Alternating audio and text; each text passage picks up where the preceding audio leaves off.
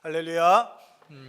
오늘 또 눈이 와서 미끄러운데 이렇게 하나님 전에 나오셔서 예배드리는 우리 은혜 가족들, 여러분의 삶의 자리 가운데 임마누엘의 은총이 늘 함께 하심으로 여러분이 마음 가운데 품고 있는 아름다운 계획들 주님의 때에 주님의 방법으로 성취하시는 그런 기쁨 누리시기를 축복합니다. 우리 앞뒤 옆에 계신 분들과 함께 인사하겠습니다. 행복한 애흥교회 참 잘 오셨습니다. 하나님은 여러분을 사랑하십니다. 저도 여러분을 사랑합니다. 감사합니다. 우리 교회 표 빌립보서 2장 5절 말씀, 그리고 우리가 뽑은 올해의 말씀 함께 읽어보도록 하겠습니다. 너희 안에 이 마음을 품으라. 곧 그리스도 예수의 마음이니. 아멘. 우리가 뽑은 하나님의 말씀 함께 읽어봅니다.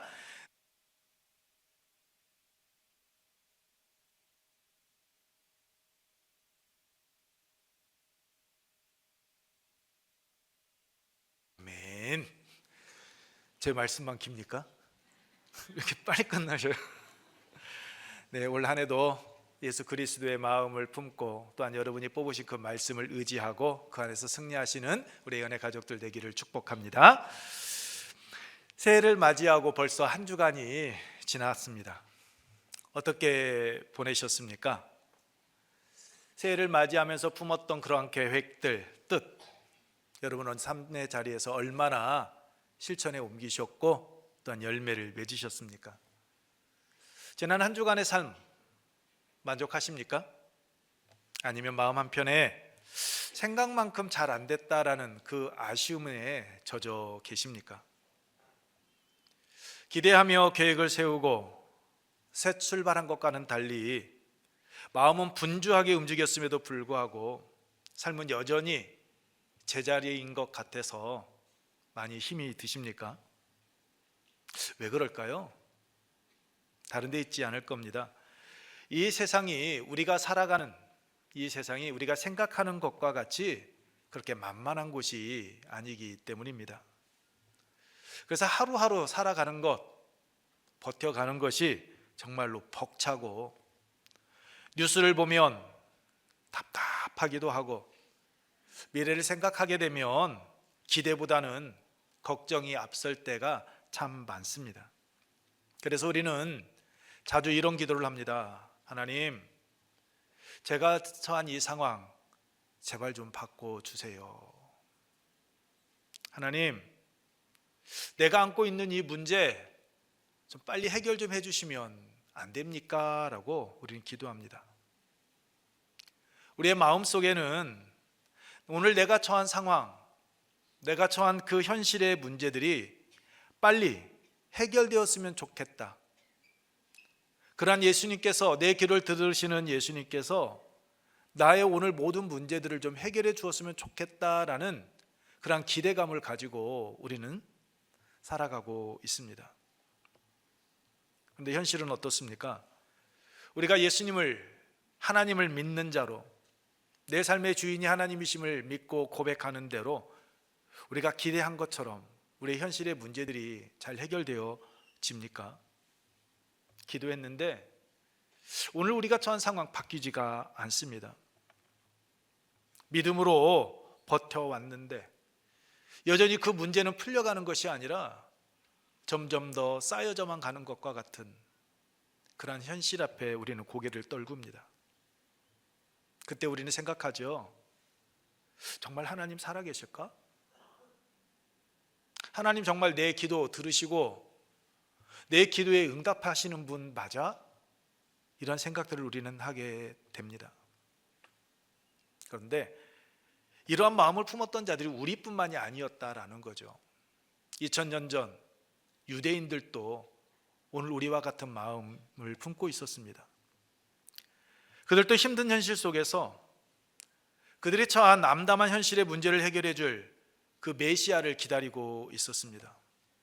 지금 당장 로마의 압제로부터 자신들을 구원해 줄 그러한 메시아를 그들은 기대했습니다. 왜요? 세금은 점점 무거워만 갔고 그로 인하여 삶은 점점 더 팍팍해져만 갔기 때문입니다. 그래서 정치적, 군사적 구원자, 그 다윗의 왕국을 다시 회복시켜줄 그 메시아가 빨리 왔으면 좋겠다라는 그 간절한 마음으로 그들은 간구하며 기도하며 나아가고 있었습니다. 좀 제발 무력을 통해서라도 이스라엘을 로마로부터 해방시켜줄 메시아가 빨리 왔으면 좋겠다라는 그런 간절한 마음을 품고 있었습니다. 메시아에 대한 기대는 단지 신앙적인 문제가 아니었습니다. 그들의 삶의 문제와 직결된 것이었습니다. 사람들은 그러한 메시아 사장을 품고 있었는데 그러한 일을 행할 수 있는 한 분, 그분이 예수님이라는 생각을 가졌습니다. 그래서 예수님에 대해서 나름대로 자신들이 큰 기대감을 가지고 있었습니다.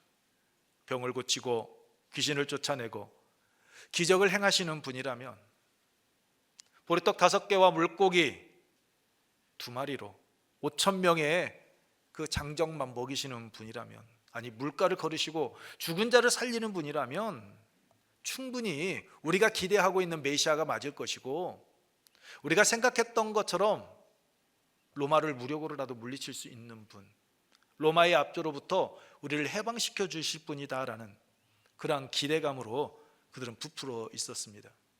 그런데 그 예수님이 지금 예루살렘에 입성을 하시는 것입니다.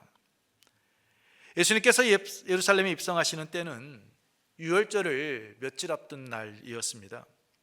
유월절은 여러분께서 잘 알고 계시는 것처럼 이스라엘 백성들이 애굽의 압제에서 해방된 사건을 기념하는 절기입니다. 이 시기가 되면 온 유대 땅뿐만 아니라 디아스포라, 세계 여러 나라에 흩어져 있던 그 디아스포라 유대인들이 예루살렘으로 몰려들어와 인산인해를 이루는 시기였습니다. 더구나 로마의 압제 아래서 힘들게 살아가던 백성들은 유월절을 맞이할 때마다 하나님께서 메시아를 보내 자신들을 구원해 주실 것을 간절히 간구하며 기대함으로 그들은 맞이했습니다. 그러한 때 예수님께서 예루살렘 성으로 입성을 하신 겁니다. 그것은 정치적으로 매우 민감한 상황이었습니다. 자칫 잘못하게 되면 밀란이 일어날 수도 있었기 때문입니다. 그런데 본문 말씀을 통하여 알 수 있듯이 예수님께서는 유대인들이 기대했던 방식이 아니라 너무나도 초라한 모습으로 하나님의 방식으로 예루살렘에 입성하십니다. 유대인들의 기대와 전혀 반대되게 입성을 하십니다. 유대인들의 눈앞에 보인 그 예수님의 모습은 너무나도 초라했습니다. 마치 마태복음 2장에서 헤로드 왕 때 동방의 박사들이 별을 보고 유대인의 왕으로 오신 이를 경배하기 위하여 예루살렘에 왔지만, 왕궁을 찾아갔지만 궁이 아닌 유다 베들레헴 말 구유에 나신 것처럼 예수님의 예루살렘 입성도 이처럼 매우 빈약했습니다. 그들이 품었던 기대와는 정반대였습니다. 힘과 권력을 상징하는 말을 타고 입성하시는 것이 아니라 평화와 겸손을 상징하는 나귀, 그것도 나귀 새끼를 타고 입성하셨습니다. 본문 7절입니다. 우리 함께 읽겠습니다. 나귀 새끼를 예수께로 끌고 와서 자기들의 겉옷을 그 위에 얹어 놓음에 예수께서 타시니. 왜 이렇게 하신 겁니까? 스가랴 9장 9절, 보라 내 왕이 내게 임하시나니 그는 공의로우시며 구원을 베푸시며 겸손하여서 나귀를 타시나니 나귀의 작은 것 곧 나귀 새끼니라 라는 이 예언의 말씀을 성취하기 위함이셨습니다. 유대인들은 로마를 무너뜨릴 그 강한 왕을 기대했습니다. 하지만 예수님을 자신을 낮은 자의 모습으로, 그러한 모습으로 그들 앞에 서신 겁니다. 왜냐하면 예수님은 사람들의 기대에 부응하기 위해서 이 땅에 오신 분이 아니라 하나님의 뜻을 이루기 위하여 하나님의 방법으로 이 땅에 오신 분이시기 때문입니다. 당시 유대인들은 이 예언의 말씀을 잘 알고 있었습니다. 그래서 그들은 본문 9절로 10절 말씀과 같이 앞에서 가고 뒤에서 따르며 호산나를 외쳤던 겁니다. 그런데 문제는 그들은 예언의 이 말씀은 알고 있었지만 그 메시아의 그 본질은 그들이 오해하고 있었다라는 겁니다. 본문 말씀을 통해 알 수 있듯이 예수님의 일하심은 우리가 생각하는 것과는 반대되는 때가 많습니다. 예수님은 인간의 그 기대에 따라 움직이시는 분이 아니라 하나님의 뜻을 따라 움직이시는 분이시기 때문입니다. 예수님께서는 유대인들이 기대하는 방식이 아닌 겸손하게 예루살렘에 입성하셨습니다. 나귀를 타고 입성하신 예수님의 그 모습을 통해 알 수 있듯이 예수님의 일하심은 첫째, 사랑으로 우리의 삶의 자리로 찾아오시는 분이심을 알 수 있습니다. 우리 첫 번째입니다. 함께 읽겠습니다. 사랑으로 우리의 삶의 자리로 찾아오십니다. 그렇습니다. 예수님은 사랑으로 우리의 삶의 자리로 찾아오신 분이십니다. 7절 말씀을 보면 예수님께서는 나귀 새끼를 타고 예루살렘에 입성하셨습니다. 예수님께서 나귀를 타고 예루살렘에 입성하셨다라는 것은 단순한 이동 수단으로 이용하기 위함이 아니었습니다. 그들을 향한 하나님의 사랑을 보여주기 위함이었습니다. 그들이 생각하는 것처럼 힘과 권력을 의미하는 힘을 의지하는 그러한 말이 아닌 그 겸손을 상징하는 사랑의 왕으로 오셨다라는 것을 보여주기 위함이셨습니다. 당시 유대인들은 로마의 압제로부터 자신들을 해방시켜줄 그런 강한 왕을 원했습니다. 힘으로 자신들의 문제를 해결해줄 그런 메시아를 기다리고 있었습니다. 그러나 하나님은 그들의 기대에 맞추어서 예수님을 보내지 않으셨습니다. 만왕의 왕이신 예수님이셨지만 말이 아닌 나귀, 그것도 나귀 새끼를 타고 입성하게 하셨습니다. 왜요? 하나님은 힘과 권력으로, 두려움으로 이 세상을 다스리시고 통치하시는 분이 아니시기 때문입니다. 찾아오시되 사랑으로 찾아오셔서 함께 해주시는 분이시기 때문입니다. 힘으로 밀어붙이면 사람들 굴복시킬 수 있습니다. 그런데 그 힘으로 밀어붙일 때 사람들의 마음은 얻기가 힘이 듭니다. 하지만 낮아짐, 그 사랑의 마음을 품고 나오게 되면 사람들의 닫혀있는 마음의 문까지 활짝 열게 만들어 줍니다. 사람의 마음을 얻고 또한 사람을 살리게 됩니다. 그래서 빌립보서 2장 5절의 말씀과 같이 예수님은 하나님과 동등된 분이셨지만 사람과 같이 되셨고 사람의 모양으로 이 땅에 오신 겁니다.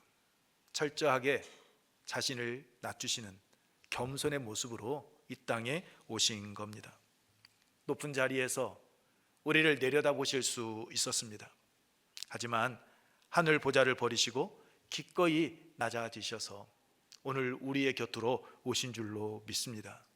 이것이 우리를 향한 하나님의 사랑입니다. 예수님은 사람들의 기대를 채우기 위하여 이 땅에 오지 않으셨습니다.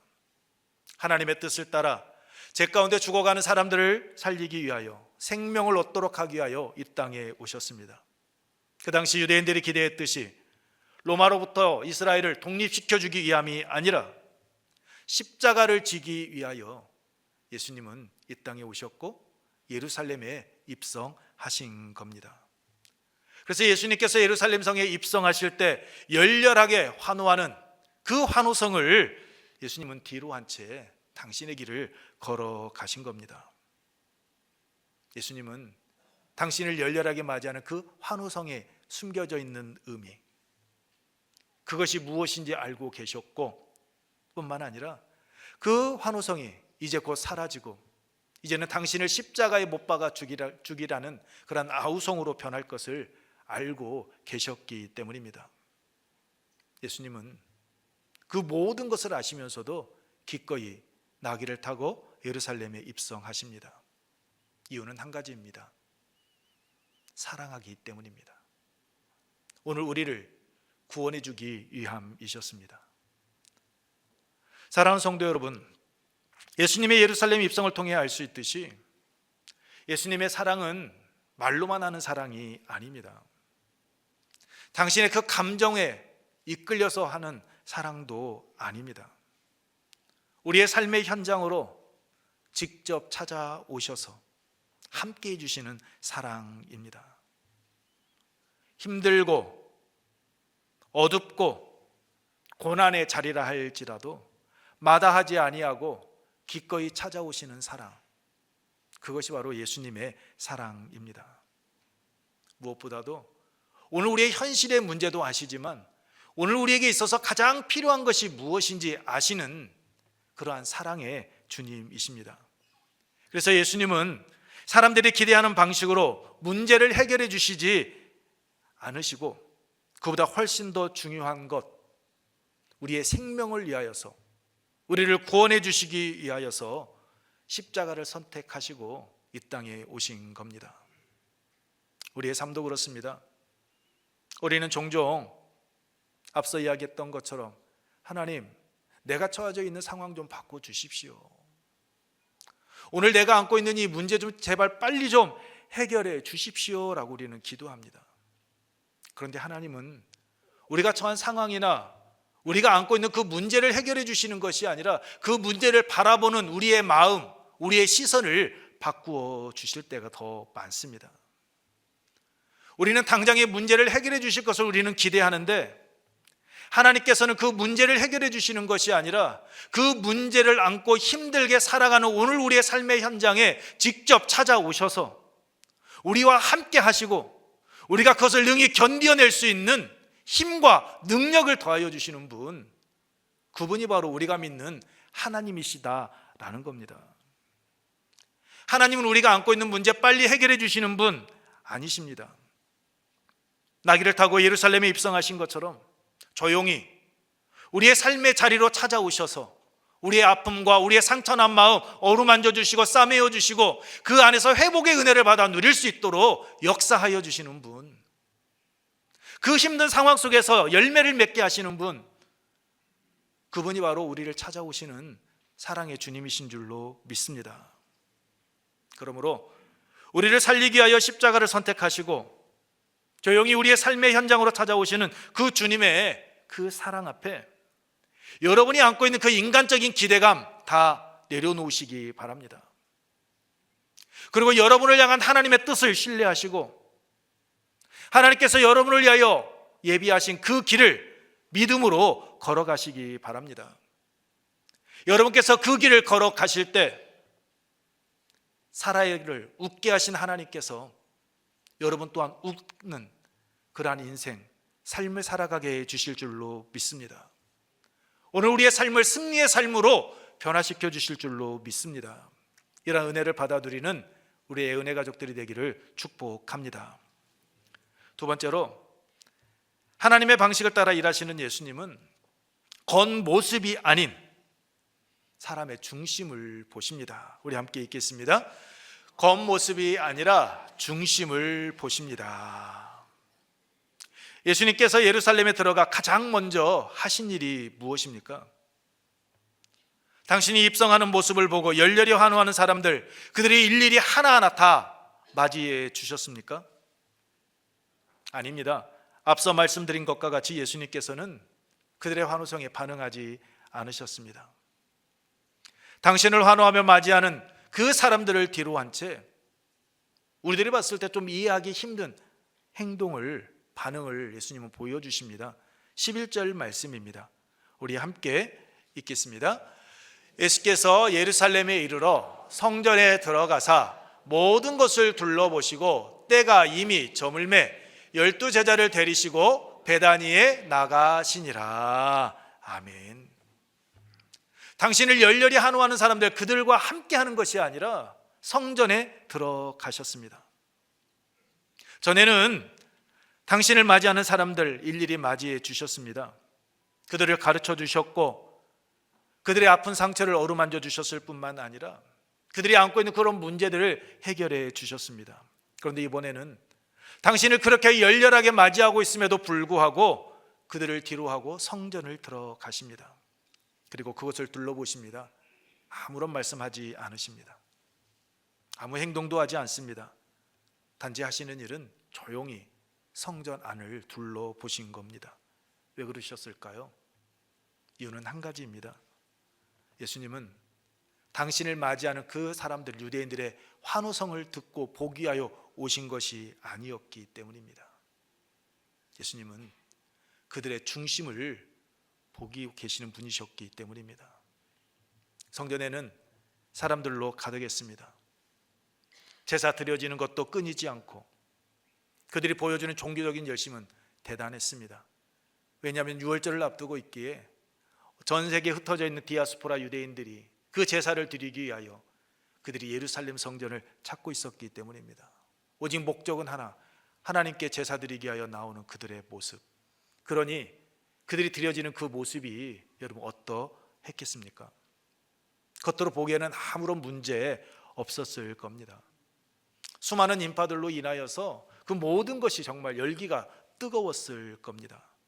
그런데 예수님은 겉으로 드러나는 모습에 만족해하거나 그들이 지금 보여주고 있는 호응에 대해서 예수님은 감동하지 않으셨습니다.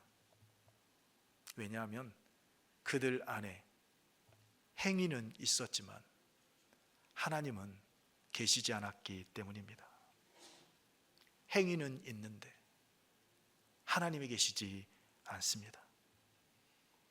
그래서 예수님은 아무런 말 하지 않으시고 때가 저물자 12 제자를 데리고 베다니로 돌아가신 겁니다. 그리고 이튿날 다시 성전을 다시 찾으셔서 15절 이하의 말씀과 같이 성전을 깨끗하게 하신 겁니다. 예수님은 겉이 아닌 중심을 보고 계시기 때문입니다. 그렇습니다. 하나님은 겉만 보시지 않습니다.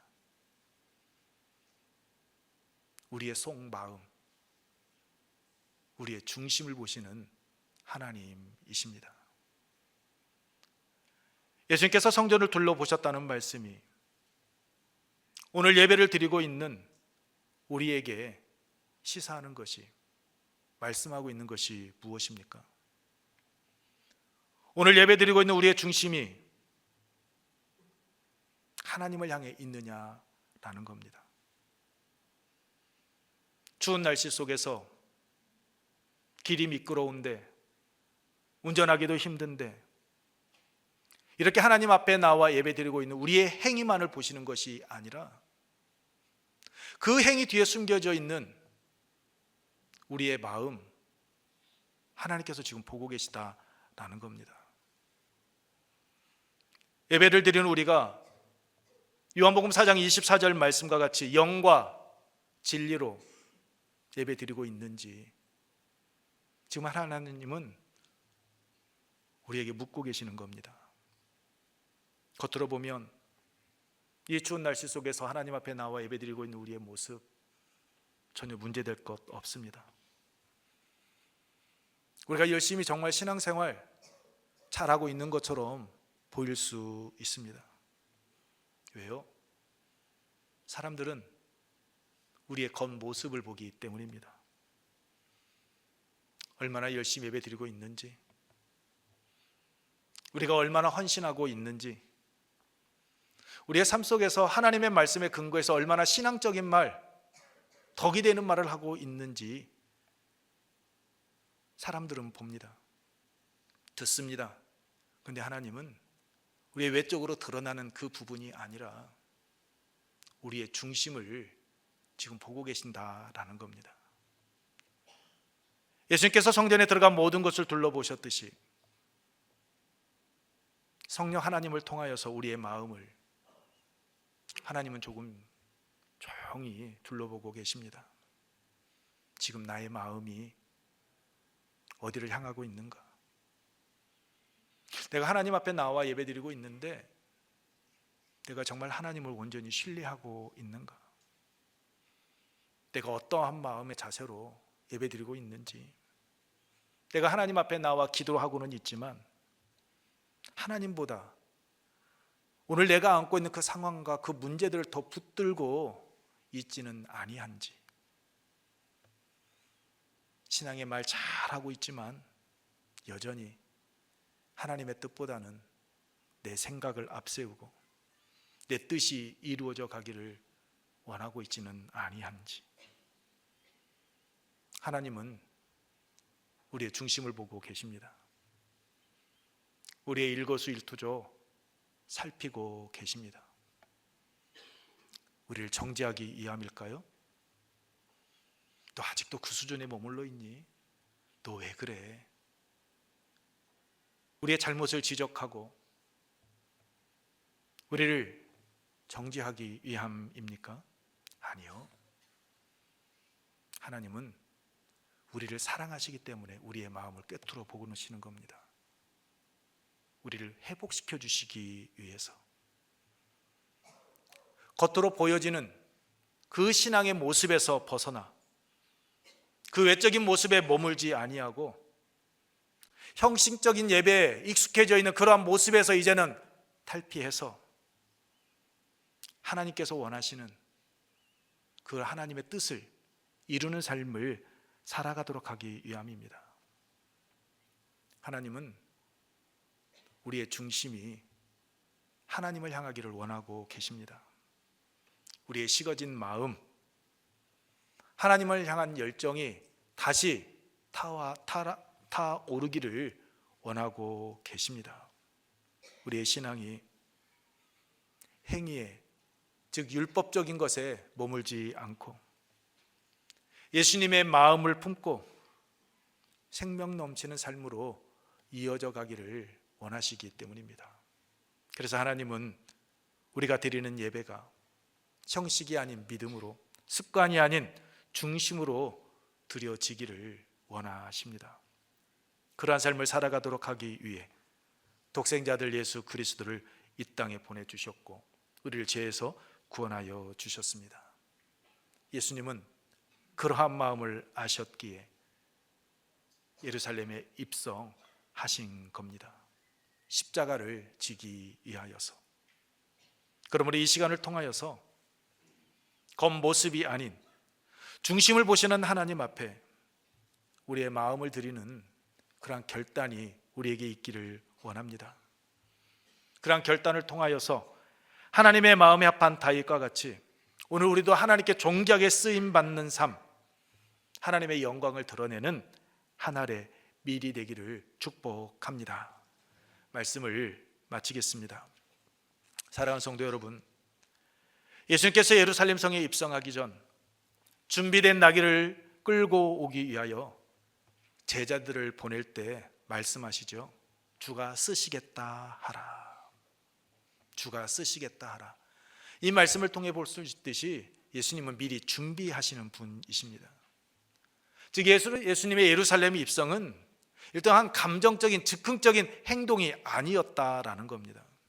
철저하게 준비하신 그 하나님의 계획하심에 따라 예수님은 예루살렘 성에 입성하신 겁니다. 상황에 끌려가시는 분이 아니라 하나님의 계획, 하나님의 뜻에 당신의 모든 것을 내어 맡기신 분이셨습니다. 우리도 마찬가지입니다. 우리도 그러한 삶을 살아가야 합니다. 우리의 삶 가운데 우연처럼 보이는 사건들, 갑작스러운 그러한 만남들, 뜻밖의 일들이 우리 안에 펼쳐집니다. 우연일까요? 아니요, 그렇지 않습니다. 우리 안에, 우리 앞에 펼쳐지는 그 모든 일들은 하나님의 섭리 가운데 이루어지고 있는 줄로 믿습니다. 앞서가시는 하나님께서 준비하시고 하나님께서 우리와 함께 하시고 하나님께서 그 안에서 아름다운 열매를 맺게 하여 주실 줄로 믿습니다. 그러므로 내가 원하는 것이 이루어지기를 기대하지 마시고 하나님께서 나를 통해 행하시고자 하는 일이 무엇인지, 나를 위해 준비하신 것이 무엇인지 그것을 묻고 기대하며 믿음의 길을 내딛고 나아가시기 바랍니다. 오늘 우리의 삶의 자리에 조용히 사랑으로 찾아오시는 하나님, 그 하나님을 신뢰하시고 겉이 아닌 중심을 보시는 하나님 앞에 여러분의 마음을 온전히 내려놓으시기 바랍니다. 하나님, 결코 여러분을 실망시키지 않으실 것이고 여러분이 걸어가는 그 길, 그 발걸음마다 아름다운 열매가 맺혀지게 해 주실 줄로 믿습니다. 우리가 원하는 길, 우리가 전 현실의 문제를 넘어서 우리를 생명의 길로 인도하여 주실 뿐만 아니라 오늘 우리를 통하여서 금방에 죽어가는 많은 영혼들을 생명의 길로 인도하는 복의 통로로 삼아 주실 것입니다. 그러한 은혜를 받아 누리는 우리 은혜 가족들, 여러분의 삶의 자리가 되기를 축복합니다. 이 시간 우리 함께 찬양 후에 기도하도록 하겠습니다. 기도하실 때 우리가 기대한 방식으로 일하길 원했던 우리의 마음 내려놓고 나귀를 타고 예루살렘에 입성하신 예수님처럼 조용히 우리의 삶 가운데 찾아오시는 하나님을 신뢰하고 하나님의 뜻을 따라 살아가게 하옵소서라고, 겉모습이 아닌 중심을 보시는 하나님 앞에서 형식과 습관에 따라 드려졌던 예배를 이제는 내려놓고 영과 진리로 하나님을 찬양하며 하나님께 영광 돌리는 복 있는 삶 살아가게 하옵소서라고 우리 함께 찬양하며 기도하도록 하겠습니다.